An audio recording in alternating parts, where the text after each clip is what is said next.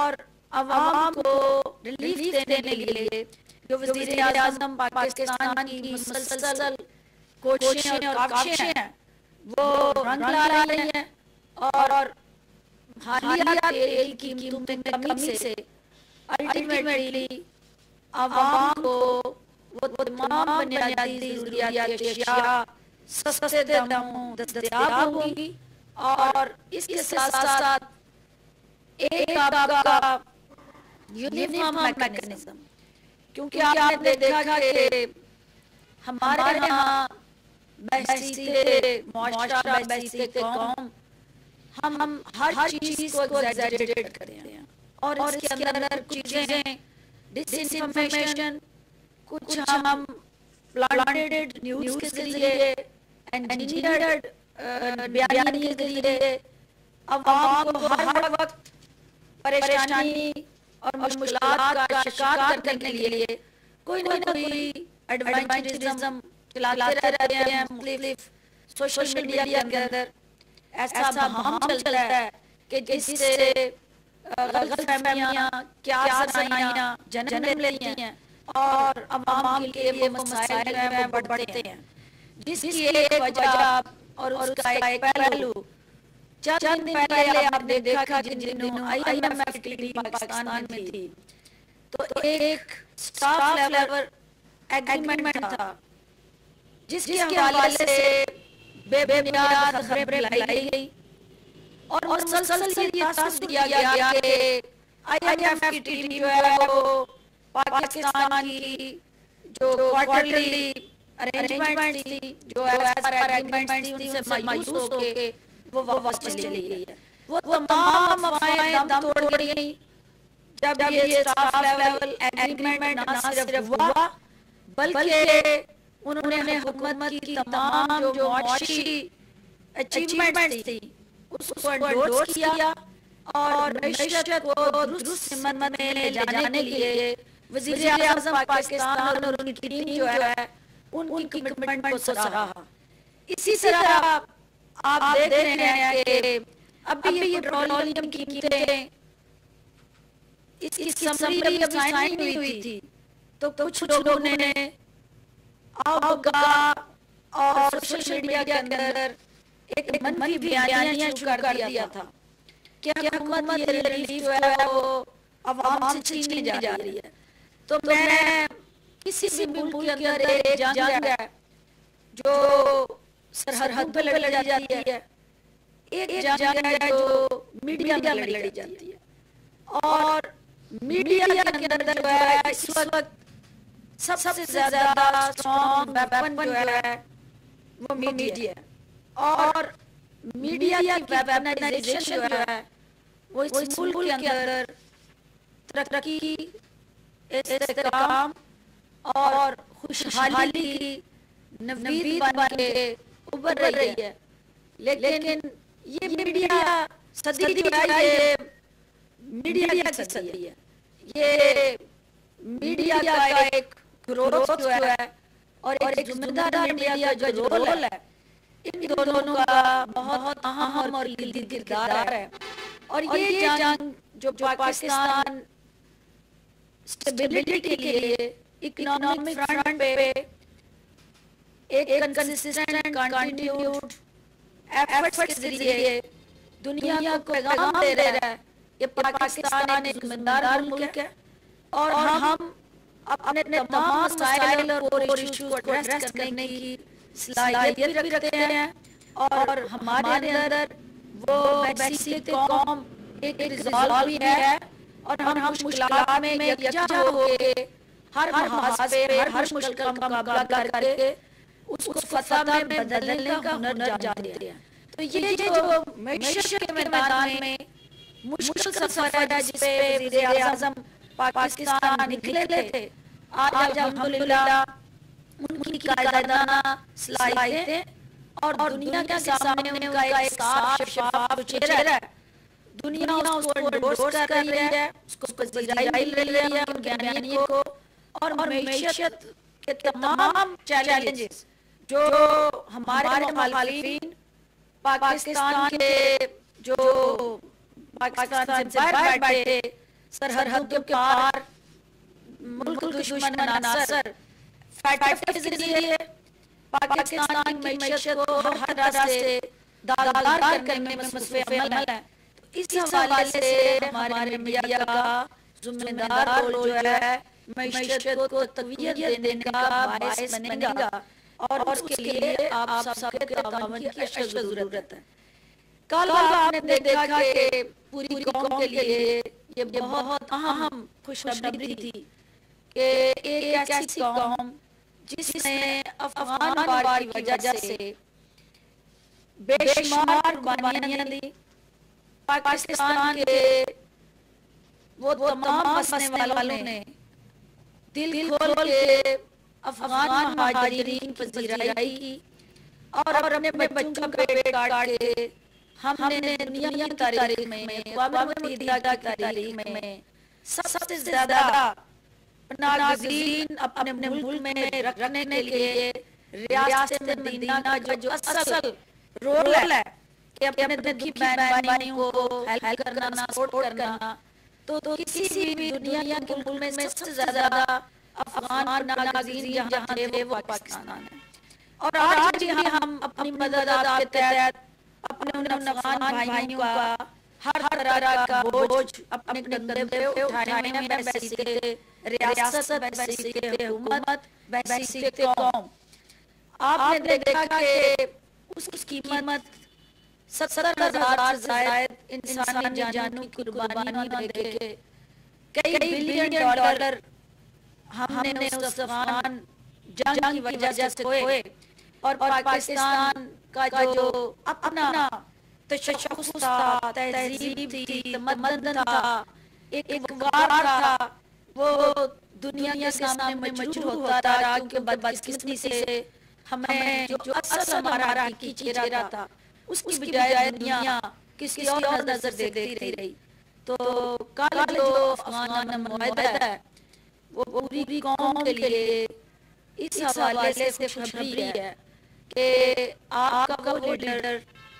जो पहले दिन से अफगान वार जब से शुरू हुई वो डायलॉग की बात कर रहा था, और डायलॉग के जरिए अफगान वार का हल तलाश करने के अज़्म का इज़हार कर रहा था।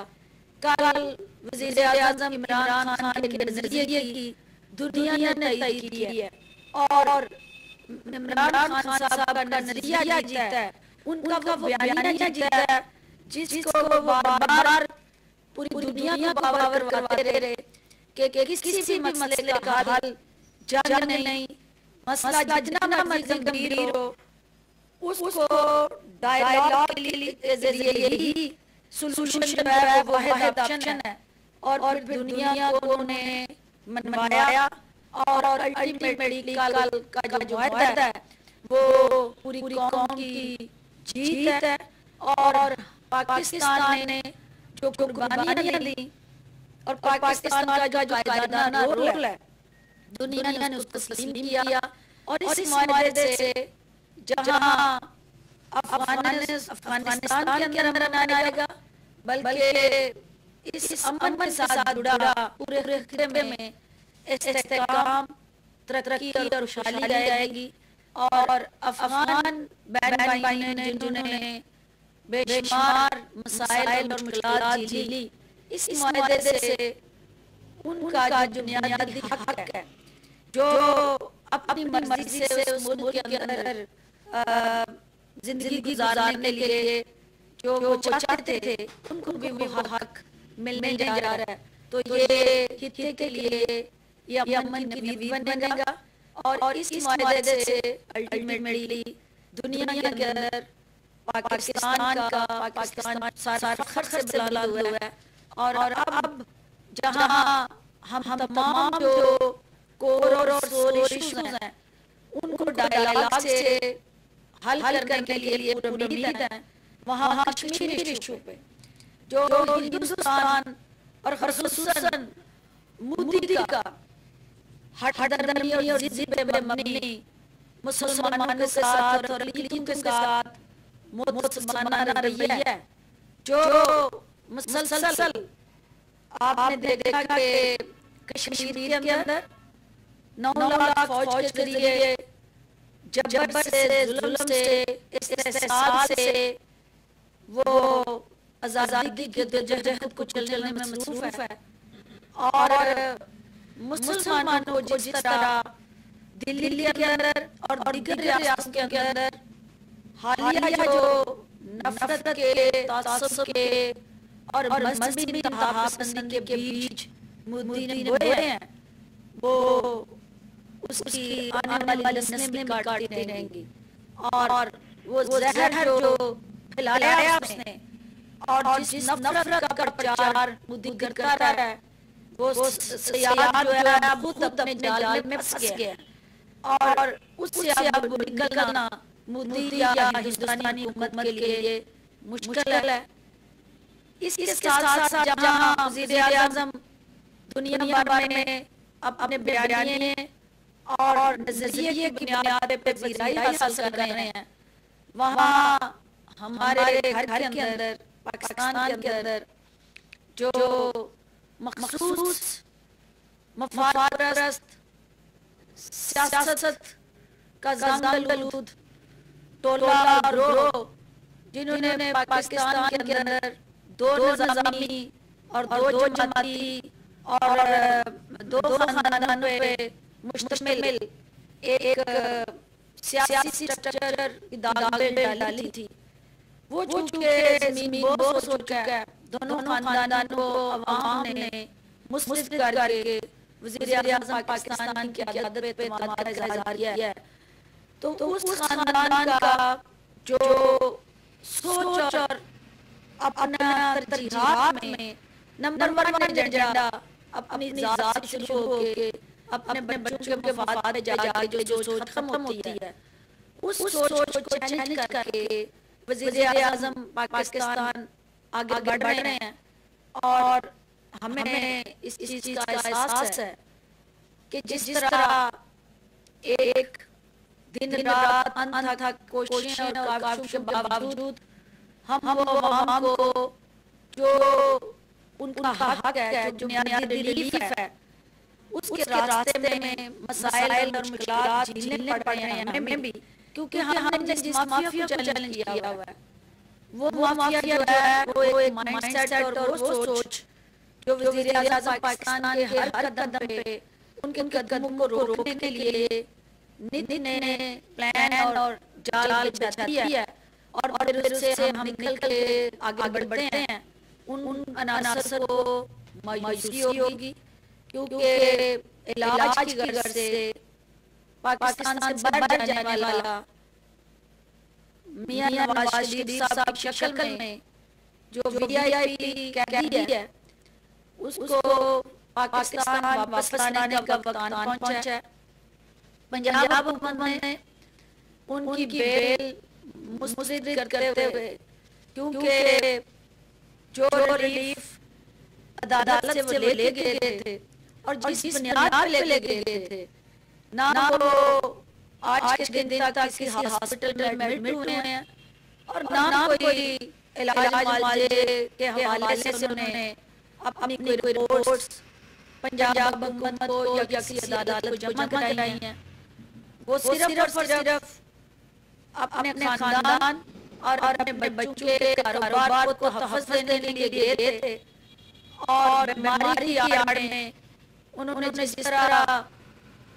फायदा लेके अपनी ज़ात के लिए एक मखसूस एजेंडे के तहत वो आज भी लंदन की सड़कें नापने में मसरूफ़ अमल है। तो वक्त आ गया है कि कौम जो है ये मगरमच्छ के आंसू बहाने वाले ज़ाती दर्द का शिकार टोला जो है उसकी हरकतों को पहचाने और जिसको आवाम का दर्द है वो आवाम का दर्द पाकिस्तान आके बांटे, हिस्सेदार बने, क्योंकि तुम्हीं ने दर्द दिया है। क्या तुम ही दुआ दोगे वो कौम जो है जिसको आप आवाम को महंगाई के नाम पे, आवाम को बेरोजगारी के नाम पे गुमराह कर रहे हैं, उस कौम को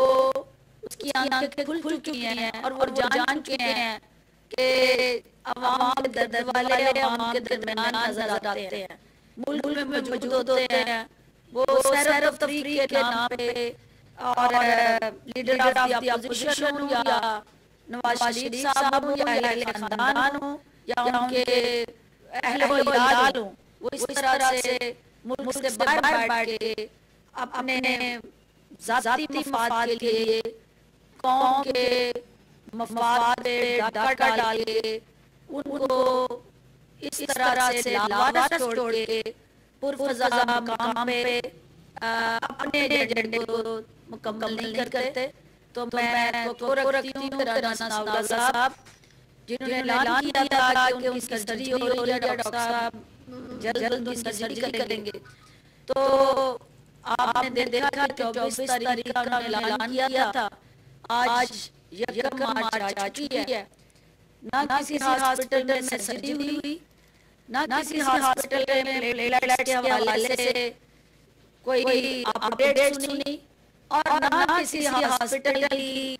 किसी इमरजेंसी से ले आईसीयू तक किसी को दस्तरस या रसाई दी गई। तो इसका मतलब है कि बीमारी जिसका जिक्र करते हैं वो काबिल इलाज नहीं है या लाइलाज मर्ज है, जो सियासी नशे के साथ जुड़ा है और वो सियासत और इक़्तिदार दोनों के साथ वही मरहम है। उसके अलावा ना वो कोई बीमारी एग्जिस्ट करती है, ना उसका कोई किसी हॉस्पिटल में इलाज दस्तयाब है। क्योंकि आज के दिन तक कोई सर्जरी, कोई किसी किस्म की अपडेट मीडिया के पास नहीं है, और अगर है तो मीडिया एक दूसरे से शेयर करे। हमें बताया है कि पीएमएल की क़यादत, उनके वकील और उनके डॉक्टर्स हुकूमत को उनकी ताज़ा तरीन इन्वेस्टिगेशन रिपोर्ट्स और किसी किस्म की हॉस्पिटल के अंदर दस्तयाब सर्जिकल इंटरवेंशन के हवाले से कोई भी इंफॉर्मेशन देने में नाकाम रहे हैं। बहुत शुक्रिया जी, थैंक यू जी।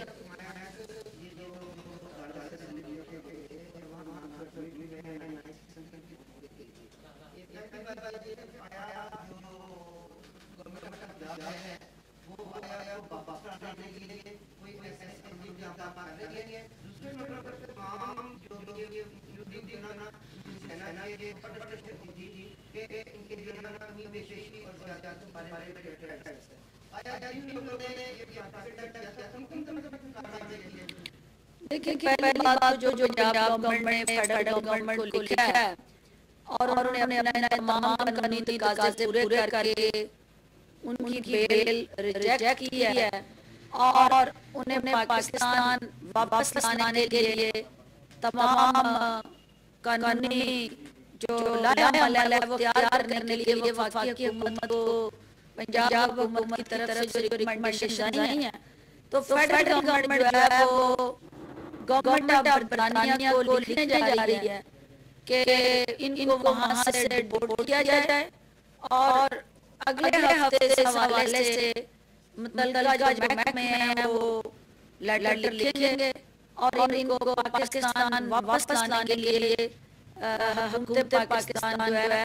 अपना लाएअमल जो है उसको वाज़ेह करेगी। दूसरी चीज जो आपने कही कि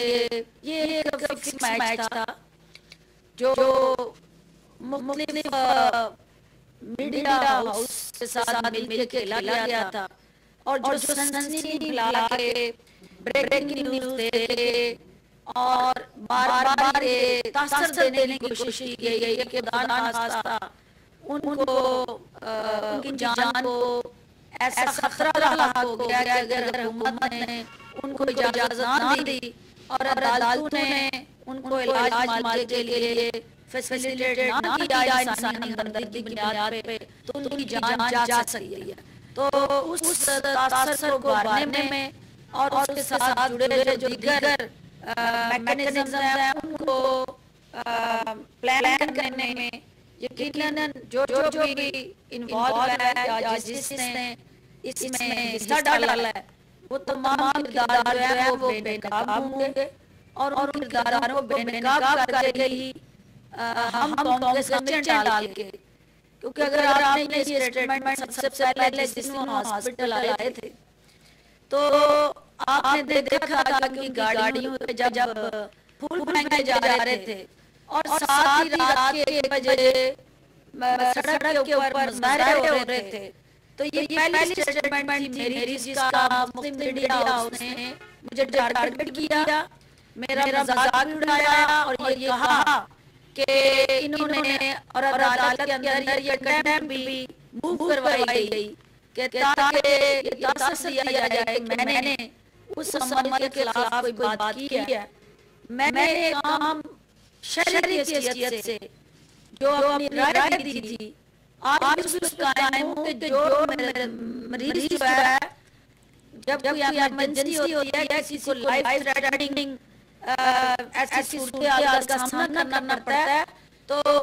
वो नहीं करता पहले फूल लाओ, पहले वहाँ टायर इकट्ठे करो, पहले लोग इकट्ठे करो, पूरा माहौल बनाओ। ऐसी चीजें फिल्मों में होती हैं, हकीकत में होता है कि पहले उस मरीज की जान बचानी होती है और उसको फिर और हॉस्पिटल शिफ्ट किया जाता है। तो जब वो कैदी जो फ्रंट सीट पर बैठ के फूल उसकी गाड़ी में छावर हो रहे थे और खातल आ रहा था तो जिनको शऊर होता है उनको समझ आ रही होती है कि वो क्या हो रहा था। तो वो एक फिल्म का सीन कलमबंद हो रहा था, वहाँ मरीज से ज्यादा वो वीडियो इम्पोर्टेंट थी कि उसको कलमबंद किया जाए और उसको चलाया जा रहा था। तो ये बात किस्मत पहलू है कि हमारे हाँ कुछ गैर जिम्मेदाराना रोल मीडिया के हवाले से भी देखने को मिला, कुछ और भी इसके साथ मल्टीपल ऐसे फैक्टर थे। लेकिन अब देखना यह है कि कानूनी तकाज़ों को पूरा करते हुए पाकिस्तान के आईन और कानून के तहत ऐसे अफराद को वापस लाने के लिए जो तरीका कार है हुकूमत उसको इख्तियार करने जा रही है।